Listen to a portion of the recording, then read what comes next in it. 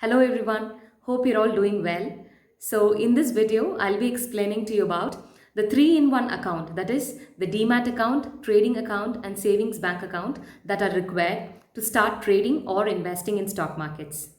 I will also explain to you about the working of these three accounts when you trade or invest in stock market, and also about to whom you should be opening these accounts, that is the most popular stockbrokers in India. And in addition, I will also explain to you the documents that are required to open these accounts. So let's get started. So, as I mentioned earlier, to invest or trade in stock market, we require three accounts, that is demat account, trading account, and savings bank account. I hope all of you would know what a savings bank account is and would already have one savings bank account with you. Yes. Now, what we wouldn't have is a trading account and demat account. Now, let me explain what demat account is. So, if you see in the past years, if you had bought a share of a company, and then the company would issue you a physical share certificate. So this physical share certificate is a proof that you are the shareholder of the company. But as per SEBI norms, these companies are no more allowed to issue shares in physical form. So these shares are supposed to be converted into electronic form, and the place where these electronic share certificates are stored are called as demat accounts. So demat, the full form of demat is dematerialization. So, dematerialization means conversion of physical certificates into electronic form. So, now I hope you would have understood why there is a requirement to have to open a demat account when you want to when you want to trade or invest in shares. Now, the next is trading account. Now, you all know that to buy or sell shares of a company, you require money, right? So, where would we generally have this money? In a savings bank account. But, you know, directly you cannot buy or sell shares using the money in your savings account. So what you're supposed to do is you're supposed to transfer the money to your trading account, and trading account is actually the place where the money that is required to buy and sell shares are held. Now, with whom you're supposed to open this trading account is with the stockbroker. So, generally, you cannot directly buy and sell shares from the stock exchange. You are supposed to buy and sell shares through the members of the stock exchange, who are otherwise called as stockbrokers. So, these stockbrokers will give you a trading platform through which you place buy or sell orders, and this order is routed through the broker to the exchange, and that is how the order gets executed. Now, let's see how these three accounts work. Suppose, let's assume I want to buy 500 shares of company X at rupees 10 each. So how much money do I require?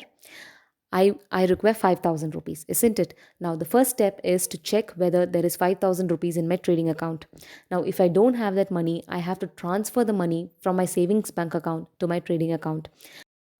Then the next step is to place the buy order using the online platform offered by the stockbroker. Once the order is placed, it gets routed to the exchange through the broker. The exchange then verifies if there is a person in the market who is willing to sell 500 shares of company X at rupees 10 each. Once this is confirmed, the order gets executed. So rupees 5,000 is debited or subtracted from my trading account, and the same is credited or added to the seller's trading account. And then 500 shares of company X is credited or added to my demat account, and the same is debited or subtracted from the seller's demat account. Okay, now I hope you understand how it works. Now, for the entire process to take place, it requires T plus 2 days, that is transaction plus 2 days. So if you're placing the transaction on Monday, then the entire process will get executed or get completed only by Wednesday. So only by Wednesday you will find the shares in your demat account. So this is how the entire process of trading works, trading or investing in shares work. Now, if you want to withdraw the money in your trading account, you cannot directly withdraw it from your trading account. You got to transfer the money from your trading to your savings bank account, and only then you can withdraw it from your savings bank account. Now, you can ask me, what are the documents that are required to open these accounts, and whom should you open these accounts with? So, first of all, if you're already having a savings bank account, and if you only want to open a demat and trading account, then the documents that are required are your PAN card, and you have to ensure that your PAN card is linked with your Aadhaar card, and the Aadhaar card should be linked to your phone number. So first you require your PAN card and then the Aadhaar card. The next is the proof of your savings bank account, that is a cancelled check leaf. And remember, your name should be clearly printed in the check leaf. And the next proof and the last proof is the 6 months bank statement of your savings bank account. And remember, in your savings bank account statement, your name, account number, and IFSC code and other details of your bank should be clearly mentioned. So these are the documents that you require to open your Demat trading account. Now, whom should you open these with? You can open it with any stockbroker. So, these are the popular stockbrokers in India. So, generally, these brokers are classified into full service brokers and discount brokers. So, who are these full service brokers? These guys, see, you first of all, you should remember that every transaction, whenever you do any transaction in the stock market, whether you buy or sell shares, for every transaction you got to pay a certain percentage called brokerage to your stockbroker. Okay.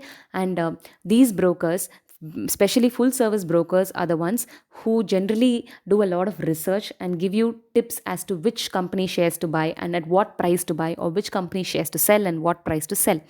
So why would they do so? Because the more you trade, the more the business the broking firm generates, isn't it? Now, these full service brokers generally offer you a 3-in-1 account. So let's take the example of ICICI. And we all know that ICICI is a bank and you can open a savings account with them. And ICICI is also into broking business in the name ICICI Direct. So in ICICI Direct, you can open your trading and Demat account. So, because you have all three accounts with the same company, your transactions can happen very smoothly. So, generally, full service brokers offer 3-in-1 account. So, there are also other full service brokers like HDFC Securities, Kotak Securities, Share Khan, Motilal Oswal, Angel Broking, etc.